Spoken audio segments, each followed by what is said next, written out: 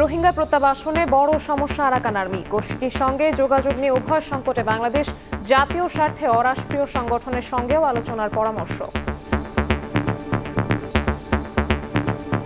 আমরা একজন নতুন প্রতিবেশী মুখোমুখি, যারা আবার নন স্টেট অ্যাক্টর, কাছে তাদের সাথে আমরা না পারছি ওপেনলি স্বাভাবিকভাবে আলোচনা করতে, না পারছি তাদেরকে ইগনোর করতে। এখনো পর্যন্ত আমরা কোনো অরাষ্ট্রীয় প্রতিষ্ঠানের সাথে কাজ করিনি। বাস্তবতার আলোকে আমরা চিন্তা ভাবনা করি, যদি সেটাকে মনে করি আমাদের জন্য উপাদেয় হবে আমাদের জাতীয় স্বার্থের আলোকে, তখন সেটা হয়তো বিবেচনা করা যেতে পারে।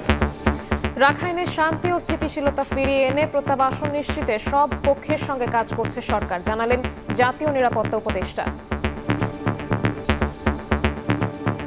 সব পক্ষের সঙ্গে আমরা কাজ করছি যাতে আরাকানে শান্তি এবং স্থিতাবস্থায় ফেরত আসে এবং রোহিঙ্গাদের ফিরে যাওয়ার একটা পরিস্থিতি তৈরি হয়। দেখছিলেন প্রধান শিরোনাম। রাত 11টার সময়ের সঙ্গে আছি আমি শবনব নিবিড়। এবার অন্যান্য শীর্ষ সংবাদ। বিএনপিকে ঠেকাতে এড়িয়ে যাওয়া হচ্ছে নির্বাচন, বিশেষ গোষ্ঠীর কথায় বাকশালের গন্ধ, অভিযোগ নেতাদের। সংস্কার বিচার শেষে ডিসেম্বর-জুনের মধ্যে ভোটে প্রস্তুত জামায়াত।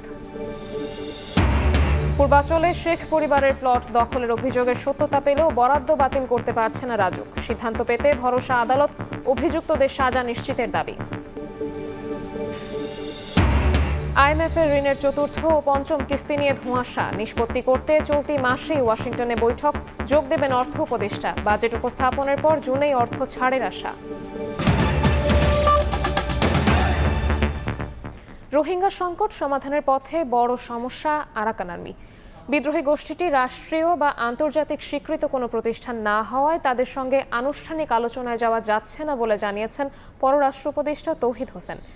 আবার তাদের এড়িয়েও এ সংকট সমাধান সম্ভব নয়, তবে জাতীয় স্বার্থে অরাষ্ট্রীয় প্রতিষ্ঠানের সঙ্গে আলোচনায় বসা যেতে পারে বলে মত সাবেক কূটনীতিকের। 1971 সালের 18 এপ্রিল সাবেক রাষ্ট্রদূত হোসেন আলীর নেতৃত্বে আন্তর্জাতিক কূটনীতিক পাড়ায় যাত্রা শুরু করে বাংলাদেশ। তারই ধারাবাহিকতায় প্রতি বছর এই দিনে পালিত হয়ে আসছে ফরেন অ্যাফেয়ার্স দিবস। এটা কিন্তু মুক্তিযুদ্ধে একটা সম্পূর্ণ অন্য রকমের মাত্রা পেয়ে গেল। অনুষ্ঠানে পররাষ্ট্র উপদেষ্টা, সচিব সহ অতিথিদের বক্তব্যে উঠে আসে দেশের কূটনীতিকদের গৌরবোজ্জ্বল আখ্যান। প্রবাসীদের সমস্যার সমাধানে দূতাবাসগুলোকে তৎপর হওয়ার তাগিদ দেন তৌহিদ হোসেন। আমরা যে শ্রমিকদেরকে বিদেশে পাঠাই, আমাদের কর্মীদেরকে বিদেশে পাঠাই, তাদের 80% সমস্যা আমরা ঢাকা থেকে তৈরি করে পাঠাই, আর 20% সমস্যার সৃষ্টি হয় মিশনে যাওয়ার পরে। কিন্তু সেই 100% সমস্যার সমাধানের দায়িত্ব কিন্তু আমার মিশনগুলোর উপর এসে পড়ে। এবং অত্যন্ত স্বল্প লোকবল দিয়ে আমার যদি 50 জন লোক থাকে সৌদি আরবে, আমি কি করে 10 লক্ষ সমস্যার সমাধান করব? পরে সাংবাদিকদের প্রশ্নের জবাবে তিনি বলেন, দেশের গলার কাঁটা হয়ে থাকা রোহিঙ্গা সংকট সমাধানে বড় প্রতিবন্ধকতা আরাকান আর্মি। জানান, বিষয়টি নিয়ে উভয় সংকটে বাংলাদেশ, যদিও রাষ্ট্রীয় বৃহত্তর স্বার্থে এ ব্যাপারে ভিন্ন পথে হাঁটার পরামর্শ সাবেক কূটনীতিকের। সত্যিকার অর্থে আমরা একজন নতুন প্রতিবেশী মুখোমুখি, যারা আবার নন স্টেট অ্যাক্টর, কাছে তাদের সাথে আমরা না পারছি ওপেনলি স্বাভাবিকভাবে আলোচনা করতে, না পারছি তাদেরকে ইগনোর করতে। অরাষ্ট্রীয় প্রতিষ্ঠানের সাথে কাজ করিনি, তো কাজে সেটাও আমাদের নতুন করে ভাবতে হবে এবং বাস্তবতার আলোকে আমরা চিন্তা ভাবনা করি, যদি সেটাকে মনে করি আমাদের জন্য উপাদেয় হবে আমাদের জাতীয় স্বার্থের আলোকে, তখন সেটা হয়তো বিবেচনা করা যেতে পারে। দুই মার্কিন উপসহকারী পররাষ্ট্রমন্ত্রীর সফরে ট্যারিফ বিষয়ে আলোচনা হয়েছে বলেও জানান পররাষ্ট্র উপদেষ্টা। আমাদের অঞ্চলে যিনি, তার সাথে আমাদের। জুম্মান সাদিক, জ্যাভলিন, সময় সংবাদ, ঢাকা।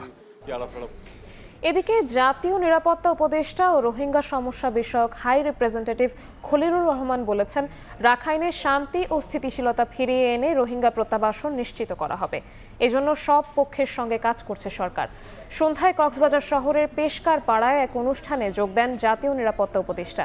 সেখানে বলেন, রাখাইনের বর্তমান পরিস্থিতিতে রোহিঙ্গাদের নিরাপদে দেশে ফেরানো সম্ভব নয়। উপযুক্ত পরিবেশ সৃষ্টি করতে সব পক্ষের সঙ্গে কাজ করছে বাংলাদেশ। খলিলুর রহমান জানান, জাতিসংঘের রোহিঙ্গা বিষয়ক সম্মেলন হবে, সেখানে যাতে সব কথা তুলে ধরা হয় সে বিষয়ে রোহিঙ্গাদের নির্দেশনা দেওয়া হয়েছে। সব পক্ষের সঙ্গে আমরা কাজ করছি যাতে আরাকানে শান্তি এবং স্থিতাবস্থায় ফেরত আসে এবং রোহিঙ্গাদের ফিরে যাওয়ার একটা পরিস্থিতি তৈরি হয়। আমরা আশা করছি এই লক্ষ্যে আমরা সফল হব। নির্বাচন সংক্রান্ত আলোচনায় বাকশালের গন্ধ পাচ্ছে বিএনপি। এমনকি দলটিকে ঠেকাতে চলছে নির্বাচন এড়িয়ে যাওয়ার চেষ্টা। শুক্রবার পৃথক সভায় অংশ নিয়ে এমন অভিযোগ তুলেছেন দলটির দুই শীর্ষ নেতা। অপরদিকে নির্বাচন প্রসঙ্গে জামায়াতের সেক্রেটারি জেনারেল বলেছেন, প্রধান উপদেষ্টার বেঁধে দেওয়ার সময়েই ভোটে যেতে প্রস্তুত তারা।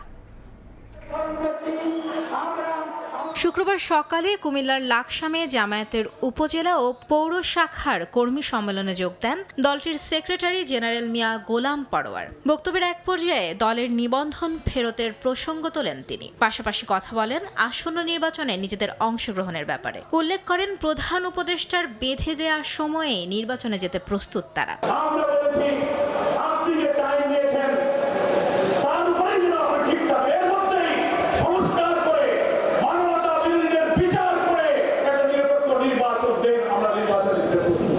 এদিন বিকেলে চট্টগ্রামে মহানগর মহিলা দলের কর্মশালায় যোগ দিয়ে নির্বাচন প্রসঙ্গে কথা বলেন দলটির স্থায়ী কমিটির সদস্য সেলিমা রহমান। অভিযোগ তোলেন, ভোট নিয়ে একটি গোষ্ঠীর বক্তব্যে বাকশালের ইঙ্গিত পাওয়া যাচ্ছে। দেখা যাচ্ছে একটি গ্রুপ তারা নির্বাচনের বিরুদ্ধে কথা বলছে, কিছু কিছু রাজনৈতিক দল তারা চাচ্ছে দেশ যেন তাদের কথায় আবার সেই একদলীয় বাকশালী সুরের গন্ধ পাচ্ছি।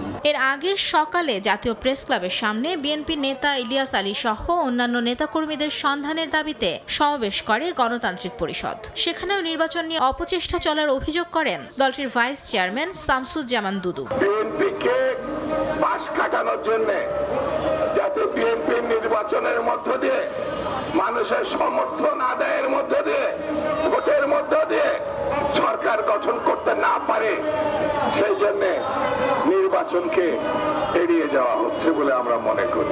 অন্তর্বর্তী সরকারের কর্মকাণ্ডে দেশবাসী উদ্বিগ্ন বলেও সমাবেশে মন্তব্য করেন বিএনপি নেতারা। মাইমুনা হায়দার চৌধুরী, সময় সংবাদ, ঢাকা। পূর্বাঞ্চলে শেখ পরিবারের প্লট দখলের মামলায় অভিযোগপত্র জমা দিয়েছে দুদক। তবে বরাদ্দ বাতিল করতে পারছে না রাজুক। কারো নামে সম্পত্তি দলিল হলে বাতিলের পথ কেবল আদালতে, এমনটাই বলছে প্রতিষ্ঠানটি। এদিকে প্লট জালিয়াতির মামলায় শেখ পরিবারের সদস্যদের পাশাপাশি রাজুক সংশ্লিষ্টদের গ্রেফতারে তৎপরতা শুরু করেছে দুদক। বিশেষজ্ঞরা বলছেন, অনৈতিক কাজে সহযোগী হিসেবে রাজুক কর্মকর্তারা পার পেলে ভবিষ্যতেও এর পুনরাবৃত্তি ঘটবে। তাসলিম তৌহিদের রিপোর্টে বিস্তারিত। পূর্বাঞ্চল নতুন শহর প্রকল্পে 2022 সালে 10 কাঠা করে 6টি প্লট বরাদ্দ নেন সাবেক প্রধানমন্ত্রী শেখ হাসিনা ও তার পরিবারের সদস্যরা। রাজধানীতে প্লট থাকার পরও ক্ষমতার প্রভাব খাটিয়ে রাজুক থেকে অবৈধভাবে প্লট গ্রহণ করায় গত মার্চে শেখ হাসিনা, শেখ রেহানা ও তাদের সন্তান সহ 30 জনের বিরুদ্ধে চার্জশিট দাখিল করে দুদক। আদালত অভিযোগ আমলে নিয়ে তাদের বিরুদ্ধে জারি করেছেন গ্রেফতারি পরোয়ানা। আসামির তালিকায় রয়েছেন রাজুকের 20 কর্মকর্তা। তাদের ধরতে তৎপরতা শুরু করেছে দুদক। বিশেষজ্ঞরা বলছেন, অপরাধের সহযোগী হিসাবে রাজুক কর্মকর্তাদেরও আইনের আওতায় আনা উচিত। ভাগটা তো আপনিও নিছেন, আর্থিকভাবে নিছেন, অত পদোন্নতির মাধ্যমে নিয়েছেন, নিয়েই তো আপনি সই করছেন। 32 নম্বরের বাড়ি, তাদের 3 নম্বরের বাড়ি, যে কর্মচারী তারা স্বাক্ষর করছে, যে কর্মকর্তারা স্বাক্ষর করছে, তারা অবশ্যই দায়ী না কেন? তোমাকে কি চাকরি দেওয়া হয়েছিল আরেকজনের চুরিতে সহযোগিতা করার জন্য? এদিকে অনৈতিকভাবে প্লট গ্রহণের প্রমাণ মিললেও শেখ পরিবারের বরাদ্দ বাতিলের ক্ষমতা নেই রাজুকের। সংস্থাটির চেয়ারম্যান জানান, একবার দলিল হলে আদালতের নির্দেশনা ছাড়া বিকল্প পথ খোলা নেই। একবার যদি একটা দলিল হয়ে যায়, সেটা কিন্তু সর্বোচ্চ কোর্ট পর্যন্ত জায়গায় বাতিল হয়ে যায়। এটা কিন্তু রাজুক চাইলেই বাতিল করে দিতে পারে না। বাতিল প্রক্রিয়াটা আমরাই করব, নির্দেশ আসলে সেভাবে। আর এগুলো অলরেডি এগুলো তদন্তাধীন আছে, কাজে এই মুহূর্তে আমাদের কার্যক্রম এগুলোর উপরে বন্ধ। শেখ পরিবার ছাড়াও পূর্বাঞ্চলে প্লট বরাদ্দে অনিয়ম খতিয়ে দেখা হচ্ছে বলেও জানান রাজুক চেয়ারম্যান। হ্যাঁ, তাদের বিষয়ে সেম প্রক্রিয়া চলতেছে। তাসলিম তৌহিদ, সময় সংবাদ, ঢাকা। চট্টগ্রামের চকবাজারের কাপাস গোলায় হিজলা খালে পড়ে নিখোঁজ হয়েছে 6 মাসের শিশু। তাকে উদ্ধারে অভিযান চালাচ্ছে ফায়ার সার্ভিস। এই মুহূর্তে ঘটনাস্থলে আছেন সহকর্মী শফিকুল আলম। সরাসরি যুক্ত হচ্ছি তার সঙ্গে। শফিকুল, প্রায় 3 ঘন্টা হতে চলেছে, এখনো পর্যন্ত সেই ছোট্ট 8 মাসের ইয়ারিশকে এখনো পর্যন্ত উদ্ধার করা হয়নি। সেই ছোট্ট কোমলমতি একটি শিশু, যার জন্য সবাগের আবেগ রয়েছে, মানুষ অনেকে কান্নাকাটি করছে। সেই কোমলমতি সেই ছোট্ট শিশুটি যে পৃথিবীর কি সেইটি এখনো বোঝেনি, সে মায়ের কুল থেকে যেভাবে হারিয়ে গেল, একেবারে যে অনাকাঙ্ক্ষিত যে ঘটনাটি ঘটে গেল সেটি মানুষ স্বাভাবিকভাবে নিতে পারছেন না। যে ইয়ারিশের যে মায়ের সাথে তার দাদির সাথে বেড়াতে এসেছিলেন যে চট্টগ্রামের এই যে কাপাসগোলায়, তার ডালাতে পরে রিক্সা সহ সেই হারিয়ে গেছে, নিখোঁজ রয়েছে। এখন ইয়ারিশ কোথায় আছে, কেমন আছে সেটা আসলে বলা যাচ্ছে না। তবে সিটি কর্পোরেশনের পক্ষ থেকে যে 41টি ওয়ার্ডে যেই এক্সকেভেটর এবং যে স্বেচ্ছাসেবক দল রয়েছে সবাইকে ডেকে আনা হয়েছে, সবাই একসাথে যৌথভাবে কাজ করছে। এবং ফায়ার সার্ভিসের যে ডুবুরি দল তারাও কিন্তু সেই নালায় নেমেছে। এই মুহূর্তে আমি দেখানোর চেষ্টা করি যে ফায়ার সার্ভিসের ডুবুরি দল তারাই কিন্তু আমরা বুদবুদের যেই দৃশ্যটি দেখতে পাচ্ছি, তারা কিন্তু এখনো পর্যন্ত নালার ভেতরে অর্থাৎ এই যে হিজলা খালের ভেতরে কিন্তু তারা রয়েছে এবং তারা উদ্ধার করার চেষ্টা করছে। তবে আমাদের অতীতের যে ইতিহাস বলে সেটি হচ্ছে এই যদি সে বাচ্চাটি সেখানে থাকে তাহলে সেখানে নিচেই থাকবে, আর যদি ভেসে ওঠে তাহলে 12 ঘন্টা বা 8 ঘন্টা পরে পাওয়া যায়। এবং ফায়ার সার্ভিস যে সাধারণ মানুষ কাঁধে কাঁধ মিলিয়ে সেই কোমলপতি ইয়ারিশকে খোঁজার চেষ্টা করছেন, তারা এখানে বেড়াতে এসেছিলেন। তো ফায়ার সার্ভিসের পক্ষ থেকে এবং সেনাবাহিনীর একটি দল এসেছে, পুলিশ সদস্যরা রয়েছে এবং মেয়র মহোদয় প্রায় 1 ঘন্টা 2 ঘন্টা আগে এখানে এসেই তিনি তদারকি করছেন সব কিছু। তো এর আগে কিন্তু গত 5-6 বছর প্রায় 6-7 জনের মতো মৃত্যু হয়েছে নালায় পড়ে। তো সব কিছু মিলে অনাকাঙ্ক্ষিত ঘটনা ঘটেছে এবং পর্যন্ত সেই ইয়ারিশের খুঁজে সবাই কাঁধে কাঁধ মিলিয়ে কিন্তু ইয়ারিশকে, সেই ছোট্ট শিশু 8 মাস বয়সী ইয়ারিশকে খোঁজার চেষ্টা করছে। তো এই ছিল আমার সর্বশেষ তথ্য। আমরা সরাসরি যুক্ত ছিলাম চট্টগ্রামে। 6 দফা আদায় না হওয়া পর্যন্ত আন্দোলন চালিয়ে যাওয়ার হুঁশিয়ারি দিয়েছে পলিটেকনিক ইনস্টিটিউটের শিক্ষার্থীরা। বাদ জুমা রাজধানীতে কাফন মিছিল শেষে কথা জানান তারা। বলেন, সংকট নিরসনে আন্দোলনের পাশাপাশি সরকারের সঙ্গে আলোচনায় বসতে চান তারা। কাফন মিছিল নিয়ে রাজপথে পলিটেকনিকের শিক্ষার্থীরা। শুক্রবার বাদ-জুমা রাজধানীর তেজগাঁও হলপাড়া মসজিদের সামনে থেকে শুরু হয় এই মিছিল। এরপর বিভিন্ন সড়ক প্রদক্ষিণ শেষে ঢাকা পলিটেকনিকের দক্ষিণ গেটে শেষ হয় কর্মসূচি। শিক্ষার্থীরা জানান, সমস্যা সমাধানে সরকারের প্রতি আস্থা রাখতে চান তারা। তারা এসএসসি দিয়ে আসছে, এসএসসি এবং এইচএসসি থেকে, আর জেনারেল থেকে আসছে। তারা কিভাবে আমাদের টিচার হতে পারে, কারণ শিক্ষাগত যোগ্যতা অনুযায়ী তারা আমাদের জুনিয়র। তারা ল্যাব সহকারী থেকে এসে কোনোভাবে আমাদের শিক্ষক হওয়ার যোগ্যতা রাখে না। কিভাবে তারা এসএসসি এবং এইচএসসি মাত্র ভোকেশনাল করে এসে আমাদের স্যার ডাকতে পারি। আমরা চাই সরকারের উচ্চপদস্থ যে সকল কর্মকর্তাবৃন্দ রয়েছে তারা দ্রুত এই বিষয়ে দৃষ্টি আকর্ষণ দেখ এবং দ্রুত কোনো সমাধানের পথে আসুক।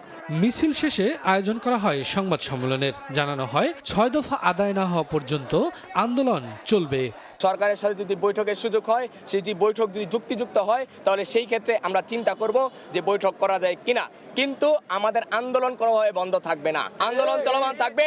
আন্দোলনের পাশাপাশি যদি বৈঠকের প্রস্তাব দেওয়া হয়, বৈঠক চাওয়া হয় যে কিভাবে কাজ করা যায়, সেই সুযোগ ছাত্র সমাজ অবশ্যই দিবে। দাবি আদায়ে প্রয়োজনে সারা দেশে আরো কঠোর কর্মসূচি দেওয়ার হুঁশিয়ারি দিয়েছেন শিক্ষার্থীরা। শফিকুজ্জামান রুবেল, সময় সংবাদ, ঢাকা। আইএমএফের ঋণের কিস্তি পাওয়ার অনিশ্চয়তার মধ্যেই বিশ্বব্যাংক আইএমএফের বসন্তকালীন সম্মেলনে যোগ দিতে ওয়াশিংটন যাচ্ছেন অর্থ উপদেষ্টা। সেখানেও ঋণের কিস্তির বিষয়ে উচ্চ পর্যায়ের বৈঠক হবে বলে জানান ডক্টর সালাউদ্দিন আহমেদ। সালাউদ্দিন লিয়ার ক্যামেরায় সানবীর রূপলের রিপোর্ট। 2023-এ $470 কোটি ঋণ দিতে সম্মত হয় আন্তর্জাতিক মুদ্রা তহবিল আইএমএফ। মোট 6 কিস্তিতে ঋণ দেওয়ার কথা সংস্থাটির। এরই মধ্যে 3টি কিস্তি বাংলাদেশ হাতে পেলেও চতুর্থ ও পঞ্চম কিস্তি নিয়ে সৃষ্টি হয়েছে অনিশ্চয়তা। প্রায় 2 সপ্তাহের ঢাকা সফর শেষে বৃহস্পতিবার সংস্থাটির প্রতিনিধি দল বাংলাদেশের অর্থনীতি নিয়ে বেশ কিছু সন্তুষ্টির কথা জানালেও চতুর্থ ও পঞ্চম কিস্তি ছাড় করা নিয়ে ধোঁয়াশা রয়েই গেছে। চূড়ান্ত সিদ্ধান্ত জানতে বাংলাদেশকে অপেক্ষা করতে হবে জুন পর্যন্ত। তবে বাজেট সহায়তার এই অর্থ পেতে জুনের প্রথম সপ্তাহে প্রস্তাবিত বাজেট ঘোষণার পরপরই সিদ্ধান্ত জানতে চাইবেন অর্থ উপদেষ্টা। এজন্য আগামী 21 এপ্রিল ওয়াশিংটনে শুরু হতে যাওয়া বিশ্বব্যাংক আইএমএফের বসন্তকালীন সম্মেলনও সংস্থাটির প্রতিনিধিদের সঙ্গে বৈঠক করবেন তিনি। ওরা আমাদের প্রোগ্রেসটা দেখেছে, ওইটা দেখে সন্তুষ্ট। ওরা বলছে ফাইনাল জিনিসটা আমরা ওয়াশিংটনে গিয়ে নেগোশিয়েট করবো বাজেট সাপোর্টের জন্য। সার্বিকভাবে বাংলাদেশের বর্তমান অবস্থা ভবিষ্যৎ উন্নয়ন পরিকল্পনা সেটা আমরা তুলে ধরবো। এরই মধ্যে রাজস্ব বোর্ড বিকেন্দ্রীকরণ, রিজার্ভের স্থিতিশীলতায় সন্তোষ জানিয়েছে আইএমএফ। রাজস্ব বাড়াতে বেশ কিছু পদক্ষেপ নিয়েছে সরকার। আমরা একেবারে একদম মরিয়া হয়ে জানি যে আইএমএফের টাকা না পেলে চলবে বা ওয়ার্ল্ড ব্যাংকের হলে ভালো হয়, তবে আমাদের যে প্রজেক্টের ব্যাপারে কিন্তু এত শর্ত থাকে না। আমাদের মেন শর্ত থাকে কি জানি বলে বাজেট সাপোর্টের জন্য, এগুলো বেশি শর্ত। ওয়াশিংটনের সম্মেলন শেষে 29 এপ্রিল অর্থ উপদেষ্টার নেতৃত্বে বাংলাদেশের প্রতিনিধি দলের ঢাকায় ফেরার কথা রয়েছে। 2 জুন ঘোষণা করা হবে 2025-26 অর্থ বছরের প্রস্তাবিত বাজেট। সানবীর রূপল, সময় সংবাদ। এতক্ষণ দেখছিলেন দেশ বিদেশের খবর।